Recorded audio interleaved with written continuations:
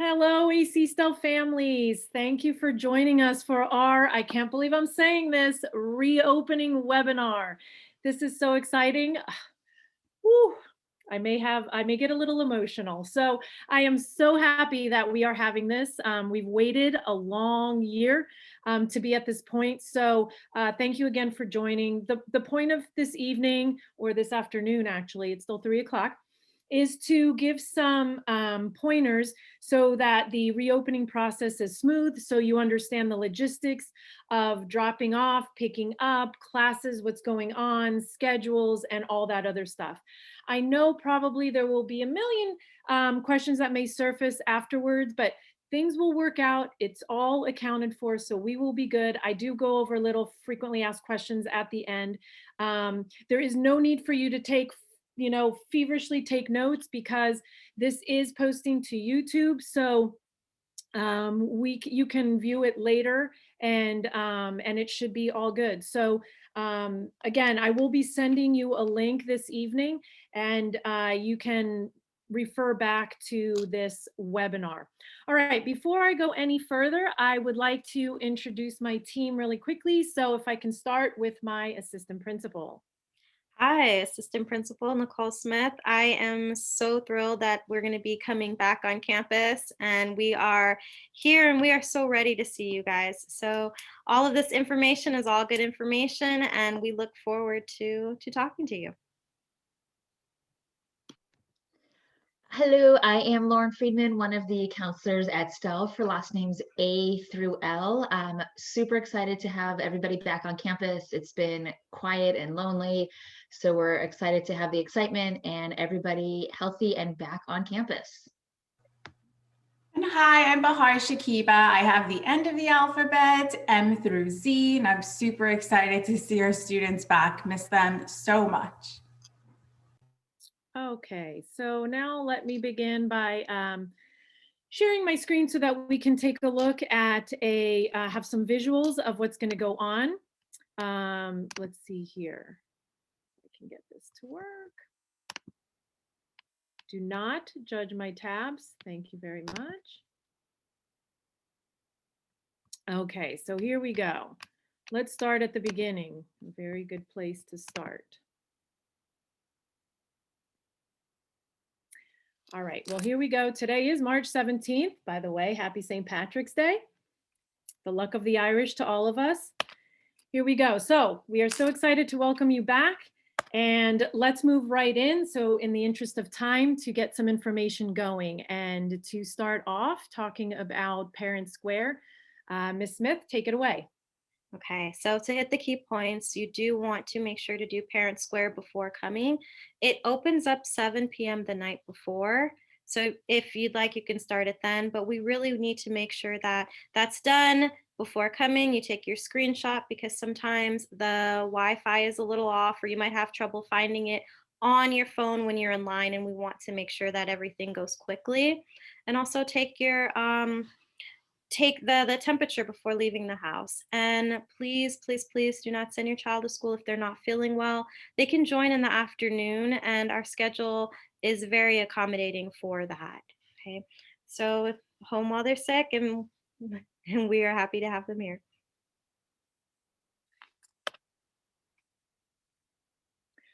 Okay, all of our students were placed in cohort A, B, or C. So if you are an on-campus student and you chose, oh, right now I'm not ready to come back, so I'm going to stay virtual or distance learning, if you will, in the afternoons only, you were still placed in a cohort.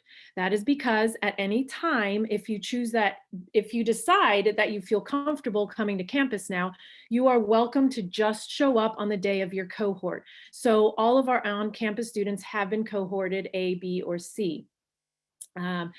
Please understand that cohorting allows for safe distancing and spacing. So we meticulously planned the cohorts to make sure that they were balanced, to make sure we didn't have too many in one and very few in others. So those kinds of circumstances do not happen very often. We were able to do a good job of spreading out the cohorts. We ask please that you only bring your student on their assigned cohort date. If they show up and it's not their cohort day, teacher will send them to the office to be picked up. The reason for that is the guidelines require us to have stable groups, what's called stable groups. So even though your student will be coming to campus, for different class periods, they are only there for 2 periods that day, and we have to make sure that for those 2 periods, it's those students, and we can't have just kids coming in and out and wherever. So we really need to maintain those cohorts as they have been assigned. So please, please, please save your student the time and effort of showing up when it's not their cohort, because they will be sent back home. Remember that students can opt to stay virtual in the afternoon at any time if they feel uncomfortable. So it's very flexible. If you are to come on in the morning, but you're not feeling well, or you're not feeling comfortable coming in, don't show up. Show up for the afternoon virtual or distance learning session. If you've been only showing up in the afternoon and 3 weeks later you feel like, okay, I'm ready to go back to campus, that's fine. As long as it's your cohort day, you may just show up. You don't need to call anyone. You don't need to do anything. Just show up on your cohort day to campus. Okay, so that movement between the two is okay. I will address this question later again about, can I attend in the morning when it's my cohort and also join in the afternoon? And the answer is yes, but I'll address that a little later. And okay, please check lvusdupdates.org for a calendar specific to your child's cohort. So if you look here, here is what the top of that site will look like when you go to it. And as you can see, there's cohort A schedule, B schedule, and C schedule.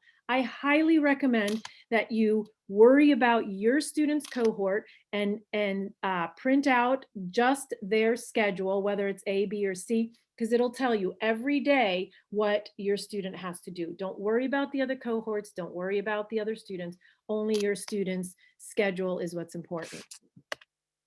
Okay, now the on-campus schedule. Here is what it looks like. So zero period continues to be every day, and it is virtual. If your student has any trouble from 7:50 getting onto campus at this hour when it is their day to be on campus, all it takes is a quick discussion with Mr. Espinoza. And I believe Ms. Case for yearbook has a zero period as well, to explain I may need to leave class a little earlier to get onto campus, and that will be okay. We do have virtual support every day from 8 to 8:20 a.m. And I'm going to explain a little bit about that in another slide.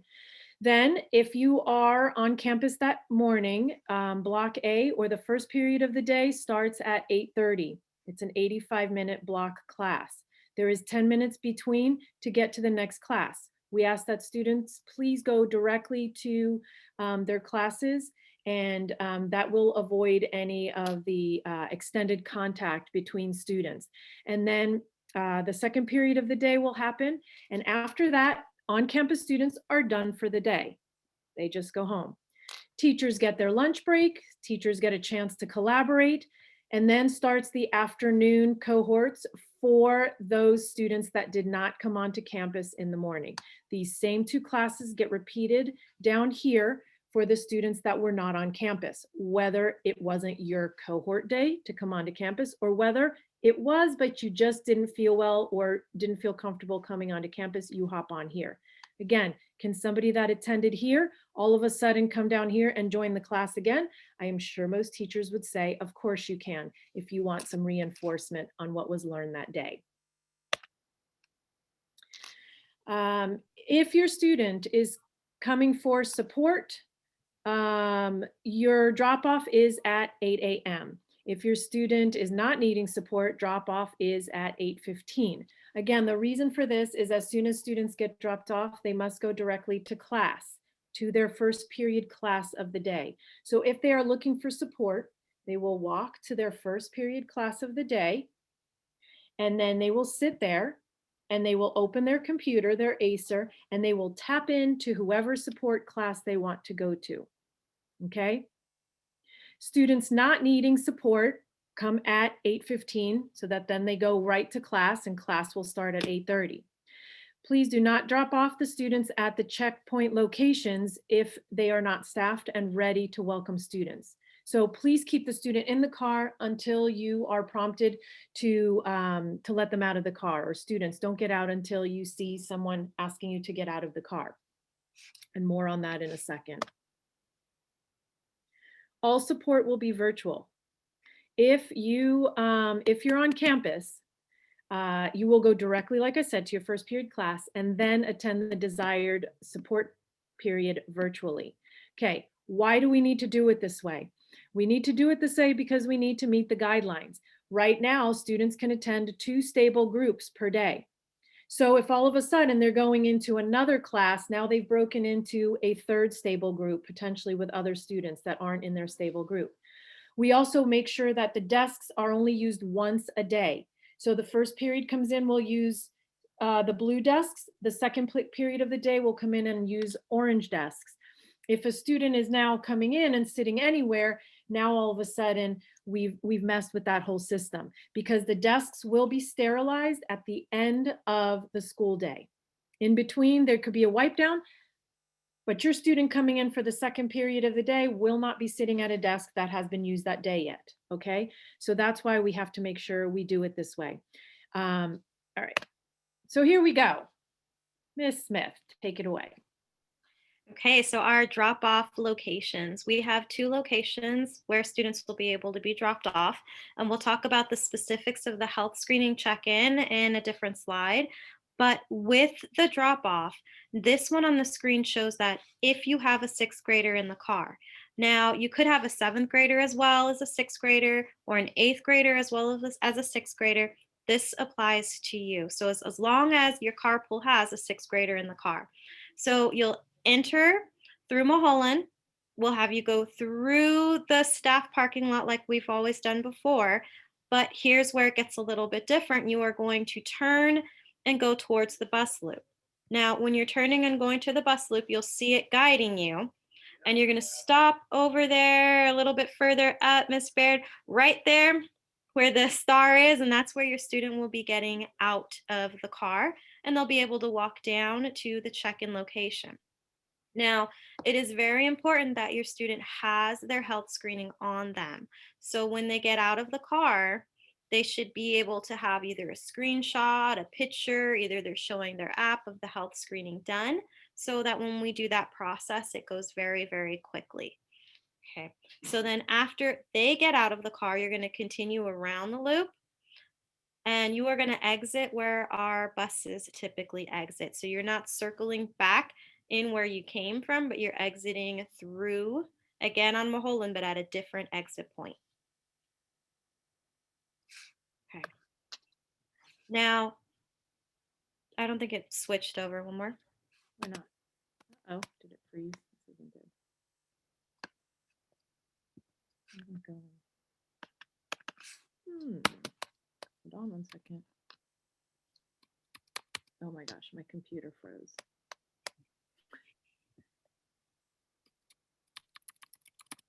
Well, I've memorized the rest of the slides, so we can do this off of memory if you'd like. Oh my God.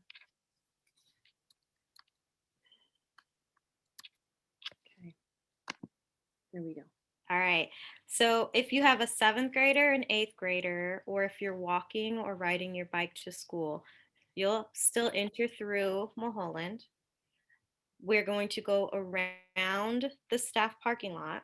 Again, same way that we did for 6th grade, except now you're turning the opposite way and you're going through the front of the loop. And you'll follow that all the way up until the star again. This is where you'll pause and let your student out of the car. They will already have their health screening in hand, whether it be their phone, a picture, a printout, their ACER to show they have proof of completion. So they're getting out and they're walking down to our check-in station that's going to be located between the media center and the A building. And then we'll be able to take their temperatures and check right there. So when you leave, when they get out of your car, you're going to continue around the loop and you'll be able to exit from the same entrance that you came in through off of Mulholland. Those of you who are walking and riding your bike, of course, we're not going to have you go through the staff parking lot on your way up. You're just going to carefully cross over and you'll walk up to the by the media center in the A building. Just a reminder to my people with bikes, we do have to make sure that you have your helmets. So if you're riding a bike or a skateboard, you have to have a helmet, and you'll be able to put it in the skateboard rack and the bicycle rack that's located under the stairwell in between the E and F buildings. So please, please, please, safety first. We got to have those helmets. Okay, so here is a picture of where the check-in points are going to be. You'll see the equipment there. When we get there, they'll be able to walk through the body scanners. We'll have a few staff members on site checking the health screening, checking the temperatures at the same time. So between the media center, the first one right there where the mouse is between the media center and the A building. Then the second one is between the E building and the F building, and it is the bus access one. So if you have a sixth grader in the car, this is the one that you will be able to see.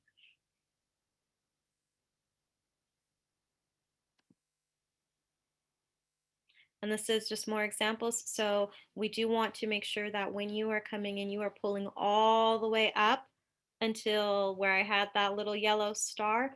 This is going to make traffic go quicker, and it also helps keep the spacing of our students so that they are walking and they are keeping their space apart from each other while we're checking them in. So we need everybody all the way up.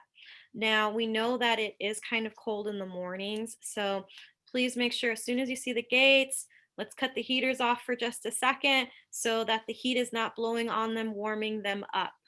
Okay, because we still have to check their temperatures and we don't want them nice and toasty while we're taking their temperatures. And then, yeah, thank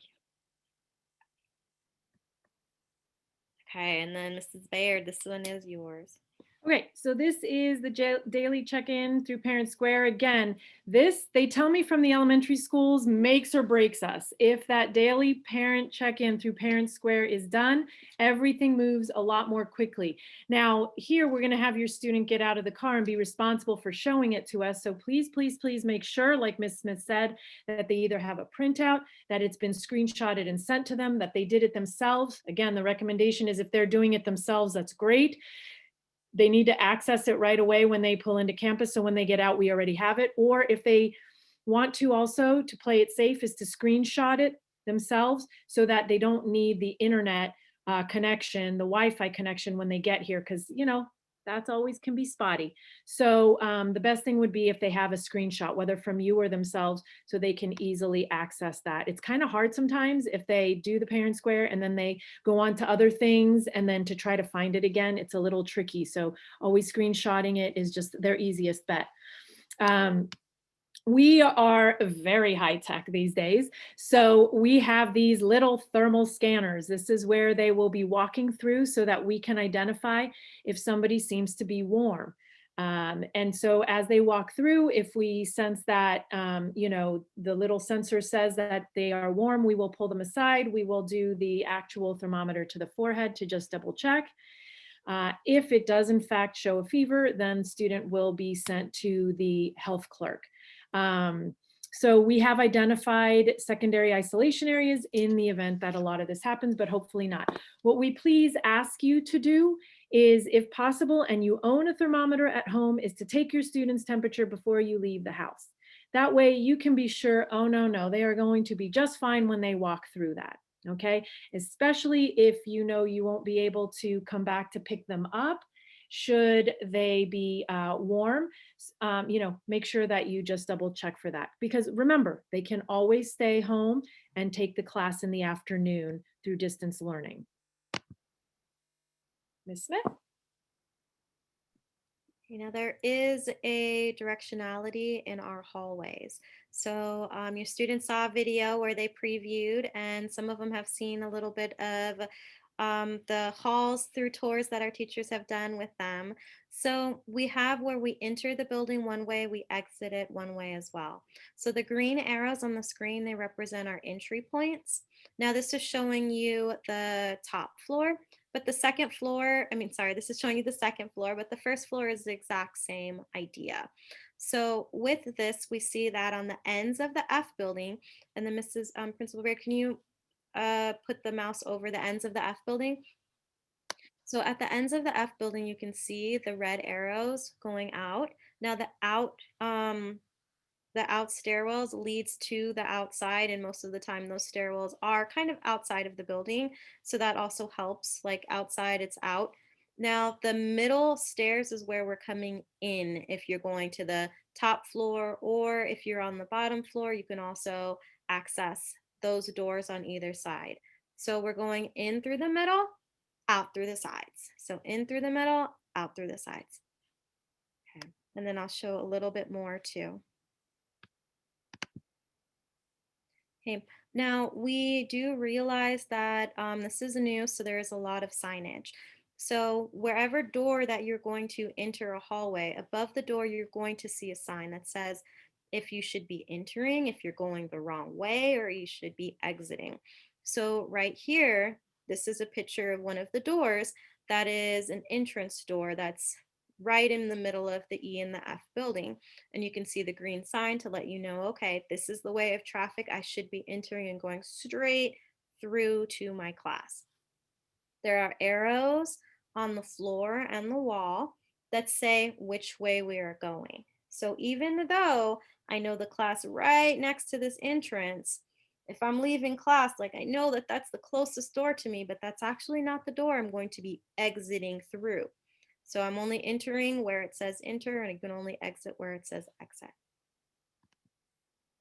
Okay, same thing here. So you see the stairwells on the outsides that lead to the outside of the building, and the stairs are on the outside.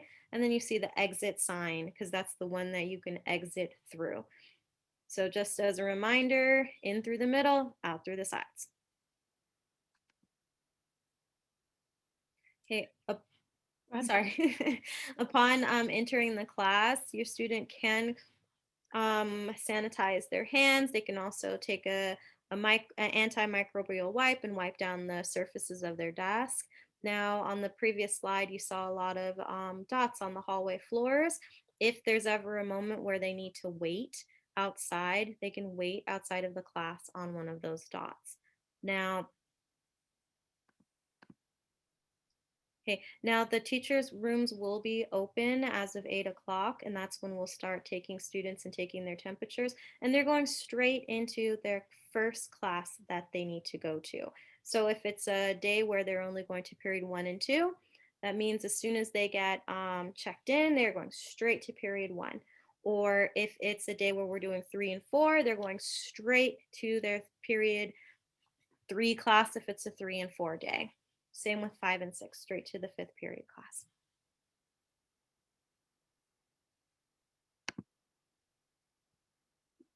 Okay, so here is a snapshot of a classroom. A little hard to see, but if you can see a little blue tape here, this one has an orange, this one has a blue, that one has an orange. So it is the desks are staggered. They are for blue they're also numbered with a number 1 for any of our students that may have trouble with color blindness. Number 1 is for the first period of the day. Number 2, which is orange, is for the second period of the day. These desks, so in class, they'll be sitting like this, catty corner. They will never be sitting catty corner like this. They'll never be sitting next to each other or directly in front or behind each other. Okay, they need to be ideally 6 feet apart. They cannot be any less than 4 feet apart. And we have measured all of our desks to make sure they are 5 to 6 feet apart. So we can maintain the integrity of the guidelines, safety of the kids. Because again, the desks will be sanitized only at the end of the day. Okay, so second period sits in a different desk from first period. Rooms are sanitized every day. Really quickly, just for some music guidelines, because I know this is like a topic of discussion right now. This does not come from us. It does not come from the district office. It does not come from our Board of Education. These guidelines come from the Department of Public Health. And they're the ones that have put these strict guidelines on music classes. So our choir is going to be able to sing. They will be outdoors around the cafeteria area. And whenever they go to sing, they will be out there. Whenever they are looking at something else, they may be in the classroom. But when they are outside, they will be masked in order to sing. Our wind instruments, unfortunately, cannot be played on campus as of this moment. Things change from minute to minute. There is going to be a telebriefing tomorrow from 11 to 12 where they will talk about some changes to secondary guidelines. Who knows if they could change the music guidelines at that point. But if we have to go by what it is right now, they are not allowed to use to blow into their wind instruments at the moment. However, please understand that we are trying what we can to get that to happen. We are sourcing PPE so that we can, like some masks that have slits, some kind of masks that go at the end of the instruments. We have done the research. We have reached out to the people in the county to show this stuff and show its efficacy. We are just waiting on them. And we know that eventually they will allow it. It's just a matter of when. So we are trying. Music is very important in our district, and a lot of students partake in music. So trust me, we are working on that. We are going to be staggering dismissal by buildings E and F by a few minutes, just so that not everyone is leaving at the same time. So we will dismiss one building a couple of minutes earlier than the other, and everyone will exit through the main loop. So the main loop is the one where the 7th and 8th graders will be coming in the morning, will be dropped off, is our main loop that those of you that have been with us are used to picking up and dropping off. The drop off will all be through that loop, okay? We do ask that all Eagles go straight to the car or home when school is done, because we are not allowed to have students congregating, meeting. So please, all parents should plan to pick up your students along the drop-off loop located at the front of the school. Please wait in your car for students so we can make sure that students are able to exit safely. Nicole, Ms. Smith, you want to take this one? Okay, now the grab and go meals are still going to be available. So for our students that are on campus that day, meals are going to be located where the media center is. So where you saw the check-in point, that's where the meals will be, so that they can grab one on their way out to meet you as you pick them up. For our students that are in distance learning, or maybe it's not your day on campus, you can still come to do that at either the middle school or high school. You can grab 2 days worth of meals, and you can do that between 7 and 8, Monday, Wednesday, and Friday, or between 12 and 12:30, Monday, Wednesday, and Friday. So those meals are still out there, they're still available, and they're easy to just grab it and go on the way out. Okay, bringing your Acer and your charger. So just like any other school year, we want our students to make sure that they come prepared, come fully charged, and we're not sharing chargers or sharing items. So we want to make sure that everything that you need to be successful for the day you bring. So whether that means notebooks, extra pencils, things that you would normally bring to campus are fine to still bring to campus. And also for PE, with the guidelines and changing, that's not going to be happening in PE. So we do ask, come ready in PE clothes, or you can wear your PE clothes, or you can wear clothes that you're comfortable doing PE in. So it doesn't have to be PE clothes, but something that you know, okay, if I have to do an exercise, I'm okay doing this exercise in this. I'm okay with these shoes to do the exercise. I'm going to be safe at all times. So just come ready and prepared to do PE and all of your classes.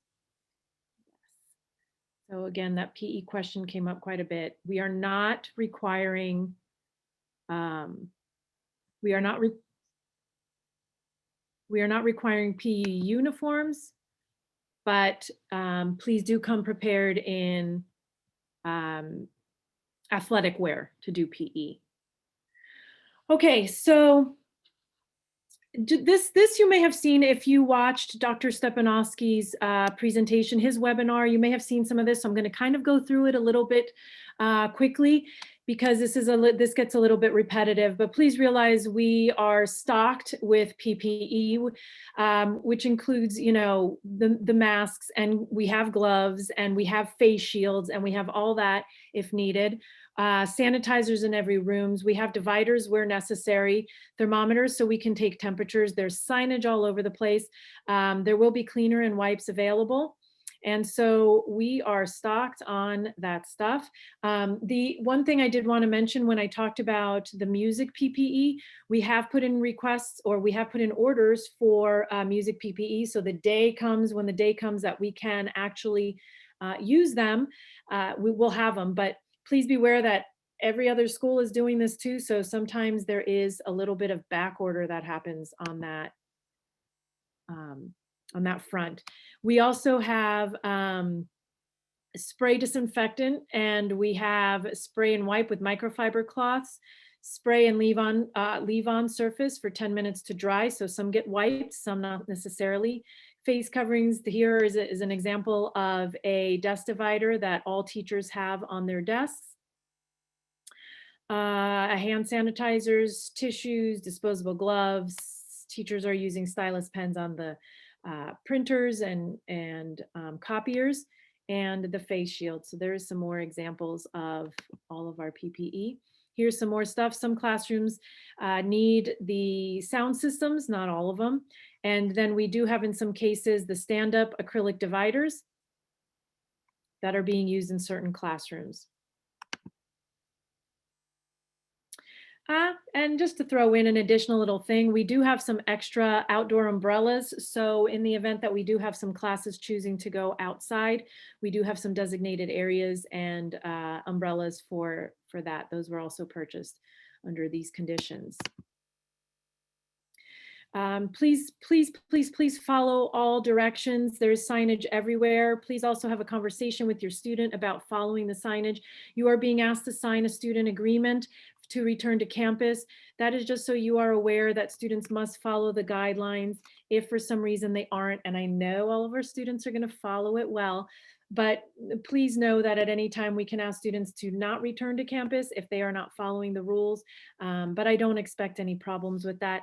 Please make sure, if you have an appointment to come see anyone in the offices, as parents, we need you to make an appointment to come on campus. That is because with students on campus, we just do not want the flow of adults in and out. So if you are looking to speak with somebody, please do make an appointment and make sure that you check in at our front door with the screening for visitors. The electrostatic cleaners will be used in the afternoons to clear any areas where we've had student activity. So that happens. That was our media center, by the way.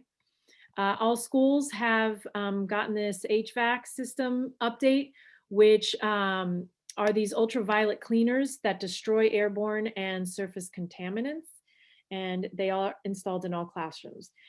Look, I can't see them, but I will tell you from everyone, we've been here on campus for almost this entire year, even though your student hasn't been here. No one has caught anything from anyone. We have not had any cases of contamination within schools of COVID, and very, very few illnesses in general. So hopefully these systems are doing their jobs. We do have the counseling and tutoring support available, so that's something that's always available, and you can look at the district site or go to community360.me if for any reason you are feeling that your student is in need of that. Obviously, always reach out to our counselors that you met at the beginning of the webinar if anyone is having any kind of concerns, issues, or anxiety in returning to school. All right. Now, just to hit really quickly some frequently asked questions. I've discussed the cohort situation. So at this time, it is not really an option to switch cohorts. In some extenuating circumstances, obviously that has to happen. But in general, just because my friend is here, or I want to go to this cohort, or I prefer, that can't happen anymore, because every time we have to switch a cohort, it takes a long time for us to figure all the classes that student was in, what is it doing? If we put them in this other cohort, what's it going to do to all those classes? Who are we going to pull to substitute? Kind of creates a whole big domino effect. So the answer here is most likely no. Our cohorts aligned with the high school. Ms. Smith, you want to talk a little bit about what we did there? So with the cohorts, what we were doing were we were trying to balance the classes, and we did try to get siblings together, but not all the time was that able to work because some of the classes were too big and our alphabets aren't quite, similar at all. We don't have exactly the same amount of students in each one. So we did try to align it as best we could, but sometimes it just in certain situations it did not work out.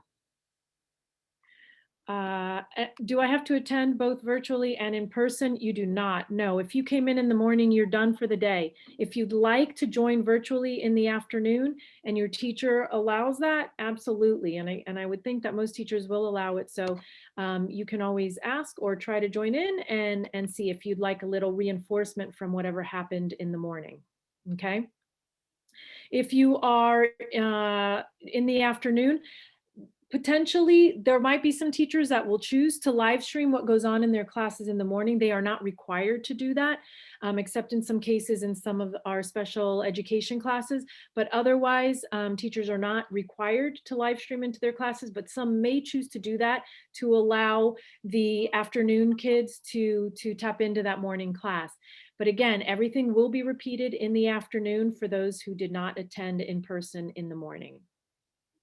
We are going to have crossing guards, we were told. That is really coordinated by the city, but they have told us that we will have a crossing guard over here, Paul Revere and Mulholland, coming into our school. So we are very hopeful for that. Do I bring my Acer to school? Yes, bring your Acer to school, make sure it is charged, or bring your cord to school as well. But yes, we may, your teacher may, some of you, a lot of you have TCI for your textbook.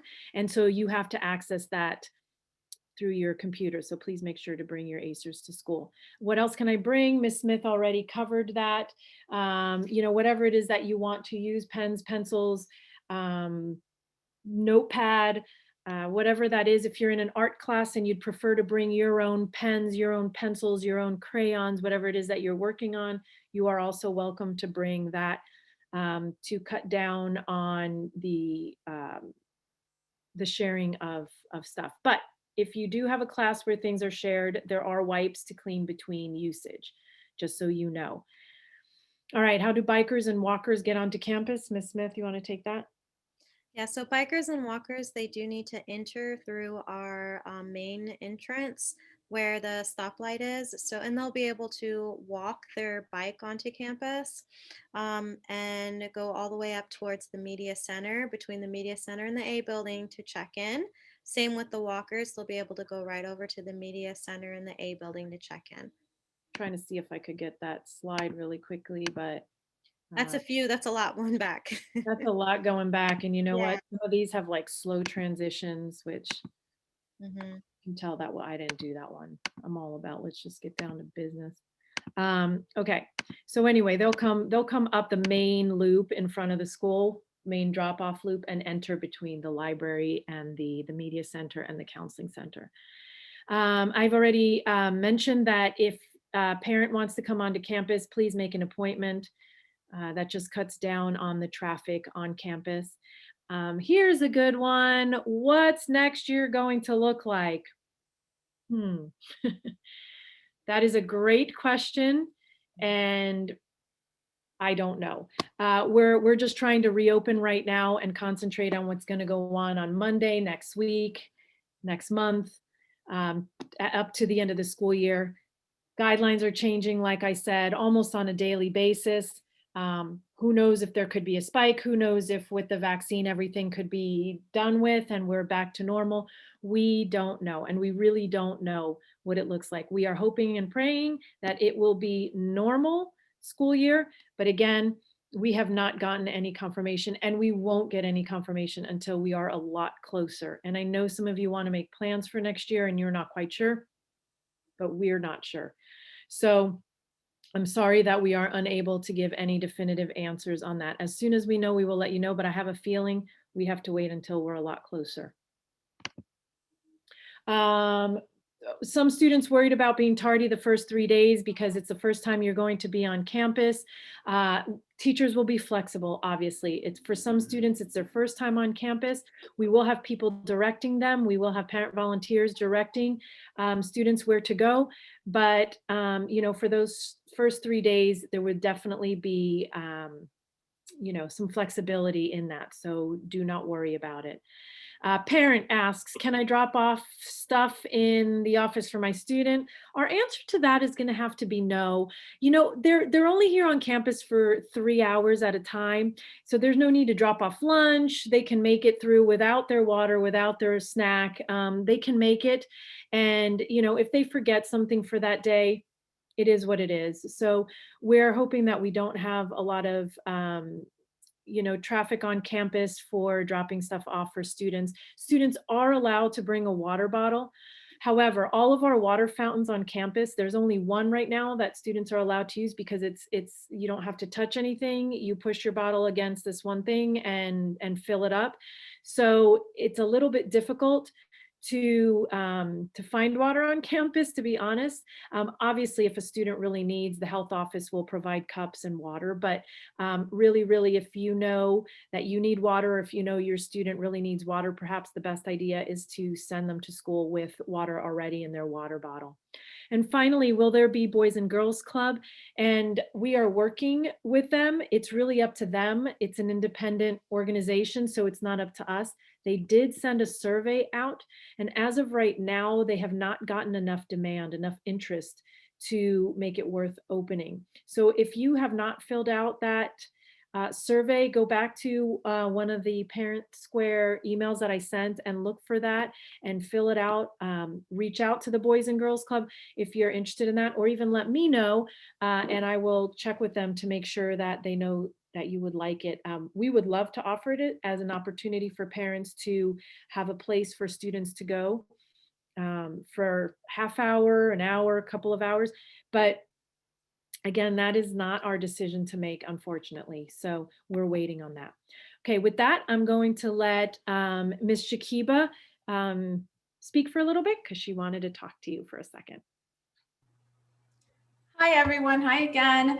I just wanted to mention, I know this is a brand new schedule and the kids are gonna, they're in a certain routine now and they're gonna have to get into a brand new routine. And some days they'll be in the morning and some days they're gonna stay through distance learning in the afternoon. So what I would appreciate is if you encourage your students to still kind of be logged on to their school accounts, to their emails, as Ms. Friedman and I will be sending out messages and reaching out to them and want to schedule meetings. And if they don't see our emails, then we can't do that. And we like to do that during a time that they're not in the classroom, so we don't take away from classroom time. As we all know, that's very important.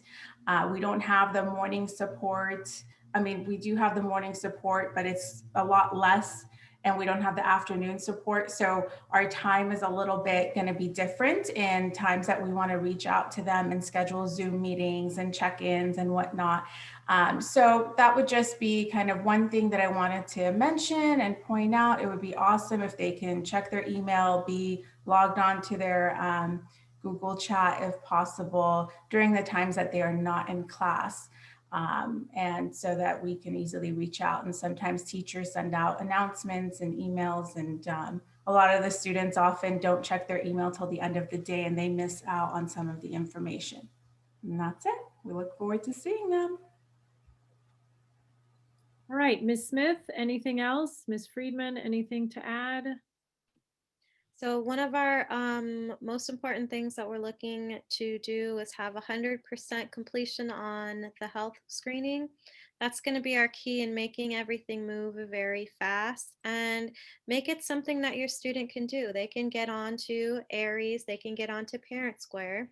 They can use the app, the Parent Square app or the Student Square app, so you can make it something that they make sure that they do and keep track of. And they're really good at that because they know which days they're coming and they're excited to come. And that'll make the line move very, very quickly. And it helps them with that responsibility piece as well, too. Okay, so basically just to wrap this up, I hope this was informative. Again, this will post to YouTube, but also I will send you the link to that on YouTube so that you can watch it again if you need to, or if you missed any part of this. We understand that this reopening is not the ideal situation that some of us had hoped for, but we will make the best of it. It's a great opportunity to kind of reintroduce our students back to school, to build stamina from the teachers and students in getting back to campus. So we will take that. It's a movement and a step in the right direction, hoping that again in the fall, maybe we can reunite with all 850 of our students on campus at the same time. So thank you for joining us tonight. Hope you have a wonderful evening. Enjoy the 3-day weekend. Remember that Friday is a staff development day, so there is no school for the kids. Have them rest up because next week it is game time. Take care. Good night.